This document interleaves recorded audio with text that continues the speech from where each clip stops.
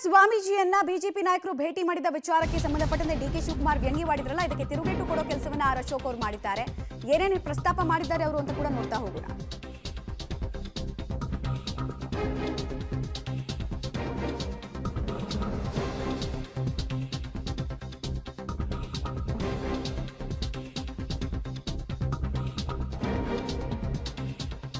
DK Shivakumar ಅವರ ವ್ಯಂಗ್ಯಕ್ಕೆ ಲೇವಡಿಗೆ BJP ನಾಯಕರು ಕೂಡ ತಿರುಗೇಟು ಕೊಟ್ಟಿದ್ದಾರೆ. ಡಿಕೆ ಶಿವಕುಮಾರ್ಗೆ ಕಷ್ಟ ಬಂದಾಗ ಜೈಲಿಗೆ ಹೋಗಿದ್ದಾಗ ಸಂತೈಸಿದ್ದೆ ಸ್ವಾಮೀಜಿಗಳು, ಅವರದ್ದೇ ಮಾರಲ್ ಸಪೋರ್ಟ್ ಇವ್ರಿಗೆ ಸಿಕ್ಕಿದ್ದು ಅವತ್ತು. ಈಗ ಡಿಕೆ ಶಿವಕುಮಾರ್ ಇದನ್ನೆಲ್ಲ ಮರೆತು ಬಿಟ್ರಾ?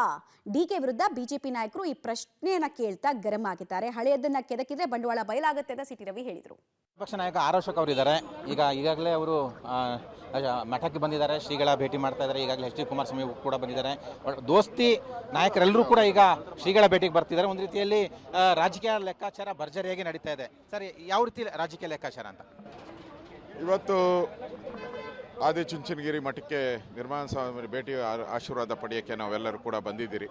ಕುಮಾರಸ್ವಾಮಿಯವರು ನಾವೆಲ್ಲ ಅಶೋಕ್ ಜೊತೆಗೆ ಸಿಟಿ ರವಿ ಆದಿಯಾಗಿ ಅನೇಕ ನಾಯಕರು ಈಗಾಗಲೇ ಡಿಸಿಎಂ ಡಿಕೆ ಶಿವಕುಮಾರ್ ಅವರು ಕೊಟ್ಟಂತಹ ಹೇಳಿಕೆಗೆ ಸಂಬಂಧಪಟ್ಟಂತೆ ವಿರೋಧವನ್ನ ವ್ಯಕ್ತಪಡಿಸಿದ್ರು. ಜೊತೆಗೆ ನೀವು ಹೋಗ್ಬೋದು, ನೀವು ಆಶೀರ್ವಾದ ಪಡಿಬಹುದು, ಆದರೆ ನಾವು ಮಾಡಿದ್ರೆ ಮಾತ್ರ ನೀವು ಡೈಜೆಸ್ಟ್ ಮಾಡ್ಕೊಳ್ಳಲ್ಲ ಯಾಕೆ ಅನ್ನೋ ಪ್ರಶ್ನೆಯನ್ನ ಕೂಡ ಅದೇ ಮಾತಿನ ತಾತ್ಪರ್ಯದಲ್ಲಿ ಅಶೋಕ್ ಅವರು ಕೇಳ್ತಾ ಇದ್ರು.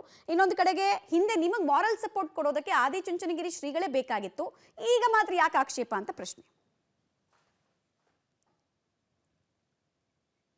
ಇದನ್ನೆಲ್ಲ ಕೆದಕ್ಕೊಂಡು ಹೋದರೆ ಭಾಳ ಜನರು ಬಂಡವಾಳ ಹೊರಗೆ ಬರುತ್ತೆ. ಎಸ್ ಟಿ ಸೋಮಶೇಖರ್ ಹಂಗೆ ಬಂದು ಹಿಂಗೆ ಬಂದ್ರ?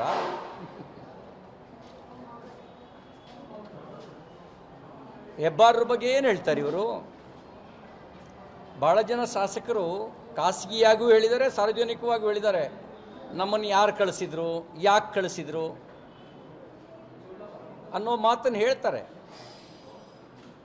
ಮೈತ್ರಿ ಅನ್ನೋದು ವಿಶ್ವಾಸದ ಮೂಲಕ ಆಗಬೇಕಾಗಿರೋದು, ವಿರೋಧಕ್ಕಾಗಿ ಅಲ್ಲ. 2018ರಲ್ಲಿ ಕಾಂಗ್ರೆಸ್ JDS ಜೊತೆ ಮೈತ್ರಿ ಮಾಡಿಕೊಂಡಿದ್ದು ಜನತಾದಳದ ಮೇಲಿನ ಪ್ರೀತಿಯಿಂದಲೂ ಅಲ್ಲ, ಕುಮಾರಣ್ಣವ್ರ ಮೇಲಿನ ಅಭಿಮಾನದಿಂದಲೂ ಅಲ್ಲ, ಅಥವಾ ದೇವೇಗೌಡರ ಮೇಲಿನ ಗೌರವದಿಂದಲೂ ಅಲ್ಲ. ಅವ್ರು ಕೇವಲ ಭಾರತೀಯ ಜನತಾ ಪಾರ್ಟಿಯನ್ನು ಅಧಿಕಾರದಿಂದ ಹೊರಗಿಡಬೇಕು ಅನ್ನುವಂಥ ಒಂದೇ ಒಂದು ಷಡ್ಯಂತ್ರದಿಂದ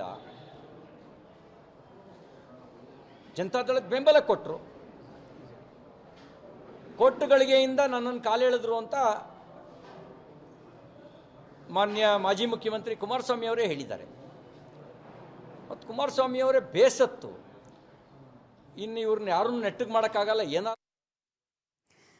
ಸಿಟಿ ರವಿ ಅವರು ಹೇಳ್ತಾ ಇದ್ರು, ಹಳೆಯದನ್ನೆಲ್ಲ ಕೆದಕಿದ್ರೆ ಬಂಡವಾಳ ಬಯಲಾಗತ್ತೆ ಅಂತ. ಜೊತೆಗೆ ಕುಮಾರಸ್ವಾಮಿ ಅವರ ಬೆನ್ನಿಗೆ ನಿಲ್ಲುವಂತಹ ಕೆಲಸವನ್ನ ಕೂಡ ಸಿಟಿ ರವಿ ಅವರು ಮಾಡ್ತಾ ಇದ್ದಾರೆ. ಹಿಂದಿನ ಮೈತ್ರಿ ಸರ್ಕಾರದ ಅವಧಿಯಲ್ಲಿ ಪತನ ಆಯ್ತಲ್ಲ, ಆ ಸಮಯದಲ್ಲಿ ಡಿಕೆ ಶಿವಕುಮಾರ್ ಆದಿಯಾಗಿ ಕಾಂಗ್ರೆಸ್ ನಾಯಕರ ಕಾರ್ಯವೈಖರಿಯಿಂದ ಬೇಸತ್ತಿದ್ರು ಅವರು ಅನ್ನೋದನ್ನ ಕೂಡ ತಿಳಿಸ್ತಾ ಇದ್ದಾರೆ.